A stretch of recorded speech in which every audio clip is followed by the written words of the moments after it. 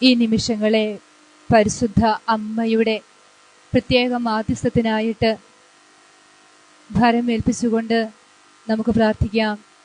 അവതരിച്ച വചനത്തിന്റെ അമ്മേ, സ്വർഗത്തിന്റെ അഭിഷേകം മുഴുവൻ ഞങ്ങൾക്ക് വേണ്ടി നിരന്തരം പ്രാർത്ഥിക്കുന്ന അമ്മേ, ഈ നിമിഷത്തെ അമ്മയുടെ കരങ്ങളിൽ തന്നെ ഭരമേൽപ്പിക്കുന്നു. അമ്മേ, കൂടെ വരണമേ, അരികിൽ വരണമേ, ഞങ്ങൾക്കായി പ്രാർത്ഥിക്കണമേ. നന്മ നിറഞ്ഞ മറിയമേ സ്വസ്തി, കർത്താവ് അങ്ങയോടുകൂടെ സ്ത്രീകളിൽ അങ്ങ് അനുഗ്രഹിക്കപ്പെട്ടവളാകുന്നു. അങ്ങയുടെ ഉദരത്തിൻ ഫലമായി ഈശോ അനുഗ്രഹിക്കപ്പെട്ടവനാകുന്നു.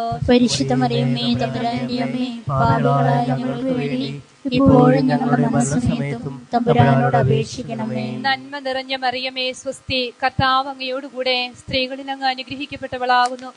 അങ്ങയുടെ ഉദരത്തിൻ ഫലമായി ഈശോ അനുഗ്രഹിക്കപ്പെട്ടവനാകുന്നു. പരിശുദ്ധ മറിയമേ തമ്പുരാന്റെ അമ്മേ, പാപികളായ ഞങ്ങൾക്ക് വേണ്ടി ഇപ്പോഴും ഞങ്ങളുടെ മരണസമയത്തും തമ്പുരാനോട് അപേക്ഷിക്കണമേ. നന്മ നിറഞ്ഞ മറിയമേ സ്വസ്തി, കർത്താവ് അങ്ങയോടുകൂടെ സ്ത്രീകളിൽ അങ്ങ് അനുഗ്രഹിക്കപ്പെട്ടവളാകുന്നു. അങ്ങയുടെ ഉദരത്തിൻ ഫലമായി ഈശോ അനുഗ്രഹിക്കപ്പെട്ടവനാകുന്നു. പരിശുദ്ധ മറിയമേ തമ്പുരാന്റെ അമ്മേ, പാപികളായ ഞങ്ങൾക്ക് വേണ്ടി ഇപ്പോഴും ഞങ്ങളുടെ മരണസമയത്തും തമ്പുരാനോട് അപേക്ഷിക്കണമേ. ഈശോ മിശിഹായുടെ വാഗ്ദാനങ്ങൾക്ക് ഞങ്ങൾ യോഗ്യരാകുവാൻ സർവേശ്വരന്റെ പരിശുദ്ധ മാതാവേ, ഞങ്ങൾക്ക് വേണ്ടി അപേക്ഷിക്കണമേ. Praise the Lord. Praise the Lord. ഈശോയിൽ ഏറ്റവും സ്നേഹമുള്ളവരെ, ഞാൻ ഇന്ന് തേക്കുംകുറ്റി കോൺവെന്റിൽ നിന്ന് എഫാത്തായുടെ ഈ ഭവനത്തിലേക്ക് കടന്നു വരുമ്പോൾ വരുന്ന വഴിക്ക് ഒരു മനോഹരമായ കാഴ്ച കണ്ടു. അത് മറ്റൊന്നുമായിരുന്നില്ല, കുറച്ചു നാളുകളായി നടക്കുന്ന തെരഞ്ഞെടുപ്പിന്റെ പ്രചാരണത്തിനു വേണ്ടിയുള്ള ഒരു യാത്രയായിരുന്നു. ഒരുപാട് യുവാക്കൾ ഒരു ബൈക്ക് റാലിയായിട്ട് തങ്ങളുടെ നേതാവിന്റെ പടവും ചിഹ്നവും ധരിച്ച് വളരെ മനോഹരമായി അവർ മുക്കം അങ്ങാടിയിലേക്ക് യാത്രയാവുകയാണ്.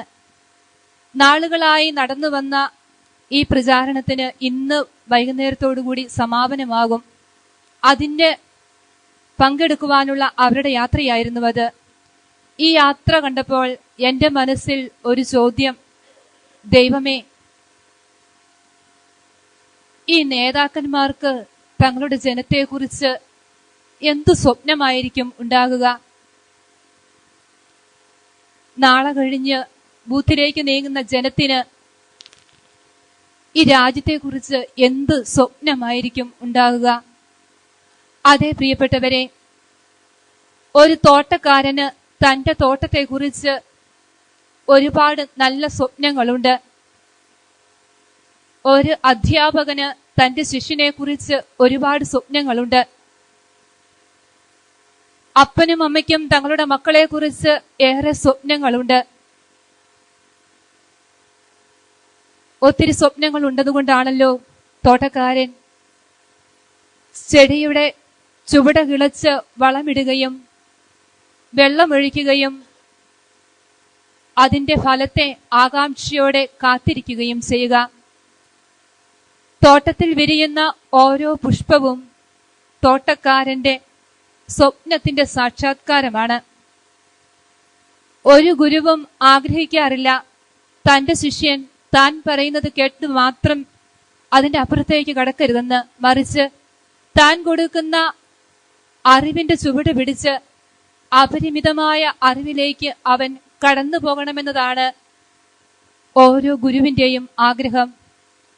അതുപോലെ മക്കളെ കുറിച്ച് ഏറെ സ്വപ്നങ്ങളുള്ള മാതാപിതാക്കൾ തങ്ങളുടെ കണ്ണു നിറയുമ്പോഴും മക്കൾ അത് കാണാതെ തിരിഞ്ഞു നിന്ന് കണ്ണു തുടച്ചിട്ട് അവരെ നോക്കി ചിരിച്ചു കാണിക്കുന്ന എത്രയോ അപ്പനും അമ്മയും നമ്മുടെ കൂടെ തന്നെയുണ്ട്. ഇങ്ങനെയൊക്കെ ഏറെ സ്വപ്നങ്ങൾ പങ്കുവയ്ക്കപ്പെടുമ്പോൾ നമ്മുടെ സ്രഷ്ടാവായ ദൈവത്തിന് നമ്മെക്കുറിച്ചുള്ള സ്വപ്നമെന്ത് എന്നത് അറിയാതെയെങ്കിലും എപ്പോഴും നമ്മുടെ മനസ്സിൽ ഉയരേണ്ട ഒരു ചോദ്യമാണ്. കാരണം നമ്മുടെ സ്രഷ്ടാവ് നമ്മെക്കുറിച്ച് വളരെ വ്യക്തമായ സ്വപ്നങ്ങൾ ഉള്ളവനാണ്. അതുകൊണ്ടാണല്ലോ ജെറമിയയുടെ പുസ്തകം 29 അധ്യായം 11 തിരുവചനം ഇങ്ങനെ പറയുക: നിങ്ങളെക്കുറിച്ചുള്ള പദ്ധതി എന്റെ മനസ്സിലുണ്ട്, അത് നിങ്ങളുടെ നാശത്തിനുള്ള പദ്ധതിയല്ല, ക്ഷേമത്തിനുള്ള പദ്ധതിയാണ്, നിങ്ങൾക്ക് ശുഭമായ ഭാവിയും പ്രത്യാശയും നൽകുന്ന പദ്ധതി. ദൈവപിതാവിന്റെ ഈ സ്വപ്നത്തെക്കുറിച്ച് ധ്യാനിച്ചപ്പോൾ വളരെ വ്യക്തമായിട്ട് തമ്പുരാൻ വെളിപ്പെടുത്തി തന്ന ഒരു കാര്യമുണ്ട്. അത് വിശുദ്ധ ഗ്രന്ഥത്തിന്റെ ആദ്യ താളുകളിൽ തന്നെ ദൈവം തന്റെ സ്വപ്നം പങ്കുവച്ച് നൽകുന്നുണ്ട്. ഉൽപ്പത്തി പുസ്തകം 1 അധ്യായം 26 തിരുവചനം ഇങ്ങനെ പറഞ്ഞു വയ്ക്കുന്നു: ദൈവം മനുഷ്യനെ സൃഷ്ടിച്ചു, അവിടുന്ന് തന്റെ ഛായയിലും സാദൃശ്യത്തിലും മനുഷ്യനെ സൃഷ്ടിച്ചുവെന്ന്. വീണ്ടും 2 അധ്യായം 7 തിരുവചനത്തിൽ ഇങ്ങനെ പറയുന്നു: അവിടുന്ന് ജീവന്റെ ശ്വാസം അവന്റെ നാസാരന്ധ്രങ്ങളിലേക്ക് ഊതി, അങ്ങനെ മനുഷ്യൻ ജീവനുള്ളവനായി തീർന്നു. വീണ്ടും വായിച്ചു വരുമ്പോൾ ഉൽപ്പത്തി പുസ്തകം 2 അധ്യായം 17 തിരുവചനം നമ്മോട് പറയുന്നു, ദൈവത്തിന്റെ സ്വപ്നം വളരെ വ്യക്തമായിട്ട് ദൈവം തന്റെ സ്വപ്നം നമ്മോട് പങ്കുവയ്ക്കുകയാണ്. അവിടുന്ന് മനുഷ്യനെ ഏദൻ തോട്ടത്തിലാക്കിയിട്ട് അവനോട് ഇങ്ങനെ പറഞ്ഞു: നിനക്ക് തോട്ടത്തിലെ എല്ലാ വൃക്ഷങ്ങളുടെയും ഫലങ്ങൾ ഭക്ഷിക്കാം, എന്നാൽ തോട്ടത്തിന്റെ നടുവിൽ നിൽക്കുന്ന നന്മ തിന്മകളെ കുറിച്ചുള്ള തിരിച്ചറിവിന്റെ വൃക്ഷത്തിന്റെ ഫലം നീ ഭക്ഷിക്കരുത്. അത് ഭക്ഷിക്കുന്ന ദിവസം നീ മരിക്കും. അത് ഭക്ഷിക്കുന്ന ദിവസം നീ മരിക്കും. അതേ പ്രിയപ്പെട്ടവരെ, നമ്മുടെ സ്വർഗീയ അപ്പച്ചന് നമ്മെക്കുറിച്ചുള്ള സ്വപ്നം ഇതാണ്: നാം ഒരിക്കലും മരിക്കരുത്, എന്നും ജീവനുള്ളവരായിരിക്കണം. നിത്യതയ്ക്ക് വേണ്ടിയാണ് അവിടുന്ന് നമ്മെ സൃഷ്ടിച്ചിരിക്കുന്നത്. അതുകൊണ്ടാണല്ലോ യോഹന്നാന്റെ സുവിശേഷം 3 അധ്യായം 16 തിരുവചനം ഇങ്ങനെ പറയുക: അവനിൽ വിശ്വസിക്കുന്ന ഒരുവനും നശിച്ചു പോകാതെ നിത്യജീവൻ പ്രാപിക്കുന്നതിന് വേണ്ടി തന്റെ ഏകജാതനെ നൽകുവാൻ തക്കവിധം ദൈവം ലോകത്തെ അത്രമാത്രം സ്നേഹിച്ചു. അവനിൽ വിശ്വസിക്കുന്ന ഞാനും നീയും നശിച്ചു പോകാതിരിക്കുവാൻ എനിക്കും നിനക്കും വേണ്ടി തന്റെ ഏകജാതനെ നൽകുവാൻ തക്കവിധം ദൈവം എന്നെയും നിന്നെയും അത്രമാത്രം സ്നേഹിച്ചു. നമുക്കറിയാം, നശിച്ചു പോകരുതെന്ന് നമ്മൾ കരുതുന്ന കാര്യങ്ങൾ എന്തുമാത്രം സൂക്ഷ്മത്തോടെയാണ് നമ്മൾ കൈകാര്യം ചെയ്യുന്നത്. വിലപിടിച്ചതെന്ന് കരുതുന്നതെല്ലാം വളരെ സുരക്ഷിതമായിട്ട് പൂട്ടി സൂക്ഷിക്കുന്നവരാണ് നമ്മൾ. അല്ലെങ്കിൽ ഒരു തോട്ടം വെച്ച് പിടിപ്പിച്ചാല്, ഒരു വാഴ കൃഷി ചെയ്യുന്ന ഒരു മനുഷ്യൻ ഒരു വാഴത്തോട്ടം നട്ടുപിടിപ്പിച്ചു കഴിഞ്ഞിട്ട് അത് കാറ്റ് വരുമ്പോൾ വാഴത്തൈകള് ഒടിഞ്ഞു പോകാതിരിക്കുവാനായിട്ട് അതിന് കമ്പ് നാട്ടി അതിന് ബലം കൊടുക്കും. മൃഗങ്ങൾ അതിനെ ഉപദ്രവിക്കുന്നു എന്ന് കണ്ടാല് അദ്ദേഹം അതിന് കാവലിരിക്കും. കാരണം വളരെ അധ്വാനിച്ച് ഉണ്ടാക്കിയ ഈ മുതൽ ഒരിക്കലും നഷ്ടപ്പെടാൻ പാടില്ല. ഒരിക്കലും എന്റെ ഒരു സുഹൃത്ത് എന്നോട് പങ്കുവെച്ച ഒരു കാര്യമാണ്. നാളുകളായി അധ്വാനിച്ചു, PhD ചെയ്തുകൊണ്ടിരിക്കുകയാണ്. തീസിസ് വർക്ക് ഏകദേശം കഴിയാനായി 1-2 മാസങ്ങൾ മാത്രം അവശേഷിക്കുകയാണ്. ഇന്നുവരെ പഠിച്ചതെല്ലാം കമ്പ്യൂട്ടറിൽ വളരെ സുരക്ഷിതമായിട്ട് സൂക്ഷിച്ചു വെച്ചതാണ്. സിസ്റ്റത്തിന് എന്തോ തകരാറ് പറ്റി, എല്ലാം ഡിലീറ്റ് ചെയ്തു പോയി. ആകെ നിരാശ. ആദ്യം മനസ്സിൽ വന്ന ചിന്ത ഇങ്ങനെയാണ്: ആത്മഹത്യ ചെയ്താലോ? വളരെ വേദനയോടെ ആ സുഹൃത്ത് എന്നോട് പറഞ്ഞു, എന്റെ മനസ്സിൽ ആദ്യം വന്ന ചിന്ത ഇതാണ്: ആത്മഹത്യ ചെയ്താലോ? വീണ്ടും 3 ദിവസം എന്റെ കട്ടിലിൽ ഞാൻ കരഞ്ഞുകൊണ്ട് കിടന്നു, എന്തു ചെയ്യണമെന്നറിയാതെ. എന്നാൽ പിന്നീട് പല വിധത്തിലായിട്ട് എനിക്ക് നഷ്ടപ്പെട്ട കുറെ സാധനങ്ങൾ തിരിച്ചെടുക്കാൻ കഴിഞ്ഞു, മുഴുവൻ കിട്ടിയില്ലെങ്കിലും. വളരെ നിസ്സാരമെന്ന് നാം കരുതുന്ന, അല്ലെങ്കിൽ ഈ ലോകത്തിന്റെ ഇത്ര നിസ്സാരമെന്ന് കരുതുന്ന കാര്യങ്ങൾക്ക് വേണ്ടി ഇത്രമാത്രം വേദന നമ്മുടെ ഹൃദയത്തിൽ ഉണ്ടാകുന്നുണ്ടെങ്കിൽ, ദൈവപിതാവ് ഈശോമിശിഹ ചോര നീരാക്കി രക്ഷിച്ച തന്റെ ആത്മാവിനെ, നമ്മുടെ ഓരോരുത്തരുടെയും ആത്മാവിനെ ദൈവം എത്രമാത്രം വിലമതിക്കുന്നു പ്രിയപ്പെട്ടവരെ. അതുകൊണ്ടാണല്ലോ തിരുവചനം ഇങ്ങനെ പറഞ്ഞു വെക്കുക: നമ്മിൽ നിക്ഷേപിച്ചിരിക്കുന്ന ആത്മാവിനെ ദൈവം അസൂയയോടെ അഭിലഷിക്കുന്നുവെന്ന്. നാമൊക്കെ ജീവിതത്തെക്കുറിച്ച് പല പദ്ധതികളും മെനഞ്ഞെടുക്കുമ്പോൾ ദൈവപിതാവിന്റെ ഈ സ്വപ്ന സാക്ഷാത്കാരം മുൻപിൽ കണ്ടുകൊണ്ടായിരിക്കണം. നമ്മളൊക്കെ പല വിലകളും മനുഷ്യർക്കിടാറുണ്ട്. എന്നെ കണ്ടപ്പോൾ നിങ്ങൾ എനിക്കൊരു വിലയിട്ടു, എന്റെ വാക്ക് കേൾക്കുമ്പോൾ നിങ്ങൾ വേറൊരു വിലയിടും, എന്റെ പെരുമാറ്റം കാണുമ്പോൾ അതും മാറും. നമ്മൾ മനുഷ്യർക്ക് വിലയിടുന്നത് അവരുടെ സമ്പത്ത്, സ്ഥാനമാനങ്ങൾ, അധികാരം, അറിവ് ഇവയൊക്കെ മാനദണ്ഡമായി സ്വീകരിച്ചുകൊണ്ടാണ്. എന്നാൽ ദൈവം മനുഷ്യനിടുന്ന വിലയെക്കുറിച്ച് എന്ന് നമുക്ക് ബോധമുണ്ടാകുന്നുവോ അന്ന് മാത്രമേ നമ്മുടെ ജീവിതത്തിന്റെ ഗതിക്ക് ഒരു മാറ്റമുണ്ടാകൂ എന്ന് എനിക്ക് തോന്നുന്നു. മനുഷ്യജീവിതം സമ്പത്ത് കൊണ്ടല്ല ധന്യമാകുന്നതെന്ന് വളരെ വ്യക്തമായി തിരുവചനം നമ്മെ പഠിപ്പിക്കുന്നുണ്ട്. ലൂക്കായുടെ സുവിശേഷം 12-ാം അധ്യായത്തില് ഈശോ വളരെ വ്യക്തമായിട്ട് പറയുന്നു, ജാഗരൂകരായിരിക്കുവിൻ, എല്ലാ അത്യാഗ്രഹങ്ങളിൽ നിന്നും അകന്നിരിക്കുകയും ചെയ്യുവിൻ. മനുഷ്യജീവിതം സമ്പത്ത് കൊണ്ടല്ല ധന്യമാകുന്നത്. ഒരു ഉപമയും അവൻ അവരോട് പറഞ്ഞു. ഒരു ധനികന്റെ കൃഷിസ്ഥലം സമൃദ്ധമായ വിളവ് നൽകി. അവൻ ഇങ്ങനെ ചിന്തിച്ചു, ഞാൻ എന്തു ചെയ്യും? ഈ ധാന്യം മുഴുവൻ സൂക്ഷിക്കാൻ എനിക്ക് സ്ഥലമില്ലല്ലോ. അവൻ പറഞ്ഞു, ഞാൻ ഇങ്ങനെ ചെയ്യും, എന്റെ അറപ്പുരകൾ പൊളിച്ച് കൂടുതൽ വലിയ പണിയും, അതിൽ എന്റെ ധാന്യവും വിഭവങ്ങളും സംഭരിക്കും. അനന്തരം ഞാൻ എന്റെ ആത്മാവിനോട് പറയും, ആത്മാവേ, അനേക വർഷത്തേക്ക് വേണ്ട വിഭവങ്ങൾ നിനക്കായി സംഭരിക്കപ്പെട്ടിരിക്കുന്നു. വിശ്രമിക്കുക, തിന്നുകുടിച്ച് ആനന്ദിക്കുക. എന്നാൽ ദൈവം അവനോട് പറഞ്ഞു, ഭോഷ, ഈ രാത്രി നിന്റെ ആത്മാവിനെ നിന്നിൽ നിന്ന് ആവശ്യപ്പെടും. അപ്പോൾ നീ ഒരുക്കി വച്ചിരിക്കുന്നവ ആരുടേതാകും? ഇതുപോലെയാണ് ദൈവസന്നിധിയിൽ സമ്പന്നനാകാതെ തനിക്ക് വേണ്ടി സമ്പത്ത് ശേഖരിച്ചു വയ്ക്കുന്നവനും. ഭോഷ, ഈ രാത്രിയിൽ നിന്റെ ആത്മാവിനെ നിന്നിൽ നിന്ന് ആവശ്യപ്പെടും. അപ്പോൾ നീ ഒരുക്കിയിരിക്കുന്നവ ആരുടേതായി തീരും? വീണ്ടും തിരുവചനത്തിലൂടെ കടന്നു പോകുമ്പോൾ മർക്കോസ് എഴുതിയ സുവിശേഷം 8-ാം അധ്യായം 26-ാം തിരുവചനം ഇങ്ങനെ പറഞ്ഞു വെക്കുന്നു, ഒരുവൻ ലോകം മുഴുവൻ നേടിയാലും സ്വന്തം ആത്മാവ് നഷ്ടമായാൽ അവന് എന്ത് പ്രയോജനം? ആത്മാവിന് പകരമായി മനുഷ്യൻ ദൈവത്തിന് എന്തു കൊടുക്കും? പ്രിയപ്പെട്ടവരെ, മനുഷ്യജീവിതം സമ്പത്ത് കൊണ്ടല്ല ധന്യമാകുന്നതെന്ന് തിരിച്ചറിഞ്ഞപ്പോൾ അസീസിയിലെ ഫ്രാൻസിസ് തനിക്കുണ്ടായിരുന്ന സമ്പത്ത് മുഴുവൻ വലിച്ചെറിഞ്ഞിട്ട് ദാരിദ്ര്യത്തെ ആഞ്ഞുപുലുകുകയാണ്. കാരണം അദ്ദേഹത്തിന് വലിയൊരു തിരിച്ചറിവുണ്ടായി, മനുഷ്യജീവിതം സമ്പത്ത് കൊണ്ടല്ല ധന്യമാകുന്നതെന്ന്. വീണ്ടും നമ്മള് പല വ്യക്തികളുടെ ജീവിതത്തിലേക്ക് നോക്കിയാൽ നമുക്ക് കാണുവാനായിട്ട് സാധിക്കും, സൗന്ദര്യമോ സ്ഥാനമാനങ്ങളോ ഒന്നും മനുഷ്യനെ സമ്പന്നനാക്കുന്നില്ല, അല്ലെങ്കിൽ വിലപ്പെട്ടവനാക്കുന്നില്ല. സ്ഥാനമാനങ്ങളും കുടുംബമഹിമയും ജീവിതത്തിൽ വിലപ്പെട്ടതായി കരുതിയിരുന്ന സാവൂൾ പൗലോസായി മാറിയപ്പോൾ ഇങ്ങനെ പറഞ്ഞു, എനിക്ക് ലാഭമായിരുന്നവയെല്ലാം ക്രിസ്തുവിനെ പ്രതി നഷ്ടമായി ഞാൻ കണക്കാക്കുന്നു. അവനെ പ്രതി ഞാൻ സകലതും നഷ്ടപ്പെടുത്തുകയും ഉച്ഛിഷ്ടം പോലെ കരുതുകയുമാണ്. ഈ വലിയ സത്യം തിരിച്ചറിഞ്ഞവരാണ് എല്ലാ വിശുദ്ധാത്മാക്കളും. ഏപ്രിൽ 3-ാം തീയതി തിരുസഭയെ സംബന്ധിച്ച്, ഭാരത സഭയെ സംബന്ധിച്ച്, കേരള സഭയെ സംബന്ധിച്ച് വളരെ സന്തോഷത്തിന്റെ ദിവസമായിരുന്നു.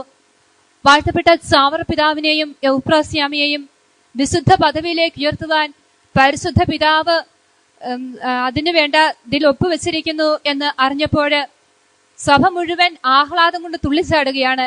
എന്തുകൊണ്ടാണ് ഇത്രമാത്രം ആഹ്ലാദത്തിലേക്ക് അവർ നയിക്കപ്പെട്ടത്? ഇവരുടെയൊക്കെ ജീവിതത്തിലേക്ക് തിരിഞ്ഞു നോക്കിയാൽ നമുക്കൊരു കാര്യം കാണുവാനായിട്ട് സാധിക്കും. യൗപ്രാസ്യാമ നിരന്തരം പറഞ്ഞുകൊണ്ടിരുന്ന ഒരു കാര്യമുണ്ട്, പണത്തിൽ കുറവ് വന്നാലും പുണ്യത്തിൽ കുറവ് സംഭവിക്കരുതെന്ന്. പണത്തിൽ കുറവ് വന്നാലും പുണ്യത്തിൽ കുറയരുത്. കാരണം ഈ ലോകത്തിൽ നശിച്ചു പോകുന്ന കാര്യങ്ങളിലല്ല, വരാനിരിക്കുന്ന കാര്യങ്ങളിൽ അവർ കണ്ണുവച്ചിരുന്നു. ചാവറപ്പിതാവിന്റെ ജീവിതത്തിലേക്ക് നോക്കുവാണെങ്കിലും നമുക്ക് കാണുവാൻ സാധിക്കുന്നത് ഇത് തന്നെയാണ്. തന്റെ കുടുംബത്തിന്റെ പേര് അന്യം നിന്നു പോകാതിരിക്കുവാൻ സെമിനാരിയിൽ നിന്ന് തിരിച്ചു വരുവാനായിട്ട് പിതാവിനെ ഇളയപ്പന്മാർ നിർബന്ധിച്ച് വീട്ടിലേക്ക് കൂട്ടിക്കൊണ്ടുവരികയും വീട്ടുതടങ്കലിലാക്കുകയും ചെയ്തപ്പോൾ പിതാവ് ഇങ്ങനെ പറഞ്ഞു, സങ്കീർത്തനം 16:5, ദൈവമാണ് എന്റെ ഓഹരിയും പാനപാത്രവും, എന്റെ ഭാഗധേയം അവിടുത്തെ കരങ്ങളിലാണ്. ദൈവത്തിനു വേണ്ടി തന്റെ കുടുംബം അന്യം നിന്നു പോകുവാൻ അനുവദിച്ചവനെ ദൈവം ഒരിക്കലും ആ കുടുംബം അന്യം നിന്നു പോകുവാൻ ദൈവം അനുവദിച്ചില്ല.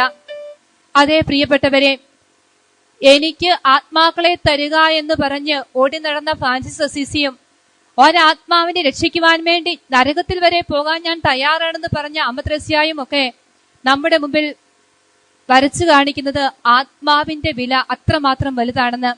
ആത്മാവിന്റെ വിലയെക്കുറിച്ച് നമ്മൾ മനസ്സിലാക്കണമെങ്കിൽ ഈശോയുടെ തിരുരക്തത്തിന്റെ വില തന്നെയാണ് നമ്മുടെ ആത്മാവിന്റെ വില. കാരണം അതേ പ്രിയപ്പെട്ടവരെ, ഈശോയുടെ തിരുരക്തം വിലയായി കൊടുത്ത് നേടിയെടുക്കപ്പെട്ടവരാണ് നമ്മുടെ ആത്മാവ്. ഈ ആത്മാവിനെ ദൈവസന്നിധിയിൽ അതേ നിർമ്മലതയോടെ സമർപ്പിക്കുവാൻ നമുക്ക് കടമയുണ്ട്. അതിനുവേണ്ടി എന്താണ് ചെയ്യേണ്ടതെന്ന് തിരുവചനം നമ്മെ ഓർമ്മിപ്പിക്കുന്നു. യോഹന്നാന്റെ സുവിശേഷം 3-ാം അധ്യായം 3-ാം തിരുവചനം ഇങ്ങനെ പറഞ്ഞു വയ്ക്കും, മാംസത്തിൽ നിന്ന് ജനിക്കുന്നത് മാംസമാണ്, ആത്മാവിൽ നിന്ന് ജനിക്കുന്നത് ആത്മാവും. നിങ്ങൾ വീണ്ടും ജനിക്കുന്നില്ലെങ്കിൽ നിങ്ങൾ ഒരിക്കലും സ്വർഗരാജ്യത്തിൽ പ്രവേശിക്കുകയില്ല. നമ്മുടെ ജീവിതത്തിന്റെ എല്ലാ മേഖലകളിലും ഒരു വീണ്ടും ജനനം സംഭവിക്കണം. കാരണം നമ്മുടെ ആദ്യത്തെ ചിന്ത അത് മാംസത്തിൻ്റെതാണ്. എന്നോട് ഇങ്ങോട്ട് പറയുന്നവനോട് തിരിച്ചൊന്ന് പറയുക, അല്ലെങ്കിൽ എനിക്ക് ഇഷ്ടപ്പെട്ട പാപത്തിന്റെ ഒരു സുഖം മാറ്റിവെക്കാൻ എന്നെ ഒരിക്കലും അനുവദിക്കാതിരിക്കുക, അത് മാംസത്തിന്റെ ചിന്തയാണ്. മണിക്കൂറുകൾ ടിവിയുടെ മുമ്പിലിരിക്കുവാൻ എന്നെ പ്രേരിപ്പിക്കുന്നത് മാംസത്തിന്റെ ചിന്തയാണ്. ഇവിടെയൊക്കെ കർത്താവ് നമ്മോട് പറയുന്ന ഒരു കാര്യമുണ്ട്, മാംസത്തിൽ നിന്ന് ജനിക്കുന്നത് മാംസമാണ്, ആത്മാവിൽ നിന്ന് ജനിക്കുന്നത് ആത്മാവും. വീണ്ടും ജനിക്കുന്നില്ലെങ്കിൽ നീ ഒരിക്കലും ദൈവരാജ്യത്തിൽ പ്രവേശിക്കുകയില്ല. പ്രിയപ്പെട്ടവരെ, കർത്താവിന്റെ രക്ഷാകര രഹസ്യത്തിന്റെ ഏറ്റവും പ്രധാനപ്പെട്ട ദിവസങ്ങളിലേക്ക് നാം കടക്കുകയാണ്. പെസഹ ദിനങ്ങളിലേക്ക് കടക്കുവാനായിട്ട് നാം ഒരുങ്ങുമ്പോൾ നമുക്ക് ആഗ്രഹിക്കുവാൻ ഈ ഒരു കാര്യം മാത്രമായിരിക്കട്ടെ, ഒരു വീണ്ടും ജനനം. അത് നമ്മുടെ വാക്കിലും ചിന്തയിലും പ്രവൃത്തിയിലും എന്നും തെളിഞ്ഞു നിൽക്കട്ടെ. അങ്ങനെ ദൈവം അസൂയയോടെ അഭിലഷിക്കുന്ന നമ്മുടെ ആത്മാവിനെ ദൈവം ആഗ്രഹിക്കുന്ന വിധത്തില് സംരക്ഷിക്കുവാൻ, ഇത്ര വിലപ്പെട്ട ആത്മാവിനെ കളങ്കമില്ലാതെ സൂക്ഷിച്ച് കർത്താവിന്റെ കയ്യിൽ തിരിച്ചേൽപ്പിക്കുവാൻ നമുക്കാകട്ടെ. നിത്യതയ്ക്ക് വേണ്ടിയുള്ള ഒരു സ്വപ്നം നമ്മുടെ ഹൃദയങ്ങളിൽ എന്നും ഉണ്ടാകട്ടെ. കാരണം തിരുവചനം നമ്മോട് പറയുന്നു, സ്വർഗസ്ഥനായ നിങ്ങളുടെ പിതാവ് പരിപൂർണരായിരിക്കുന്നത് പോലെ നിങ്ങളും പരിപൂർണരായിരിക്കുവിൻ. എല്ലാ ക്രൈസ്തവർക്കുമുള്ള വിളി ഇത് മാത്രമാണ്, പിതാവിന്റെ പരിപൂർണത. പിതാവിന്റെ പരിപൂർണതയിലേക്കുള്ള ഈ വിളിക്ക് ഈശോയോട് ചേർന്ന് പ്രത്യുത്തരം കൊടുക്കുവാനായിട്ട് നമുക്ക് ആഗ്രഹിക്കാം. ഒരു നിമിഷം നമുക്ക് നമ്മുടെ കണ്ണുകൾ അടയ്ക്കാം. അനാദിയിലെ ഞങ്ങളെ സ്നേഹിച്ച് രൂപപ്പെടുത്തി കാലത്തിന്റെ പൂർണ്ണതയിൽ ഈ ഭൂമിയിൽ അങ്ങയുടെ മഹത്വം പ്രഘോഷിക്കുവാൻ ഞങ്ങളെ അനുവദിക്കുന്ന നല്ല ദൈവമേ, നിത്യതയിൽ എന്നും അങ്ങയോടൊപ്പമായിരിക്കേണ്ടവരാണെന്ന് ഞങ്ങളിന്ന് തിരിച്ചറിഞ്ഞുകൊണ്ട് സങ്കീർത്തകനോട് ചേർന്ന് നിമിഷം ഞങ്ങളും പ്രാർത്ഥിക്കുന്നു. കർത്താവേ, സ്വർഗത്തിൽ അങ്ങല്ലാതെ ആരാണ് എനിക്കുള്ളത്? ഭൂമിയിലും അങ്ങയല്ലാതെ മറ്റാരെയും ഞാൻ ആഗ്രഹിക്കുന്നില്ല. എന്റെ ശരീരവും മനസ്സും ക്ഷീണിച്ചു പോയേക്കാം, എങ്കിലും ദൈവമാണ് എന്റെ ബലം. കർത്താവേ, അങ്ങ് ദാനമായി നൽകിയിരിക്കുന്ന അങ്ങയുടെ ഛായയും സാദൃശ്യവും അങ്ങയുടെ മുദ്ര അതെന്റെ ജീവിതത്തിൽ ഒരിക്കലും നഷ്ടപ്പെടുത്താതെ അങ്ങയുടെ പരിശുദ്ധിയില്, അങ്ങ് ഏത് പരിശുദ്ധിയിൽ എന്നെ സൃഷ്ടിച്ചുവോ ആ പരിശുദ്ധിയിൽ അങ്ങയെ തിരിച്ചേൽപ്പിക്കുവാൻ ഓരോ നിമിഷവും അങ്ങെനിക്ക് നൽകിയിരിക്കുന്ന ആത്മാവിന്റെ പരിശുദ്ധി കളങ്കം കൂടാതെ കാത്തു സൂക്ഷിക്കുവാൻ എന്നെ അനുഗ്രഹിക്കണമേ. പരിശുദ്ധ അമ്മേ മാതാവേ, ജീവിതത്തിൽ ഏറ്റവും വിലപ്പെട്ടതായ ഞങ്ങളുടെ ആത്മാവിനെ അമ്മയുടെ മാധ്യസ്ഥ പ്രകാരം എന്നും ഈശോയ്ക്ക് ഏറ്റവും പ്രിയപ്പെട്ടതായി ഏറ്റവും വിലപ്പെട്ടതായി കാത്തു സംരക്ഷിക്കുവാൻ അമ്മയുടെ മാധ്യസ്ഥം എന്നും ഞങ്ങളോടൊത്തുണ്ടായിരിക്കണമേ.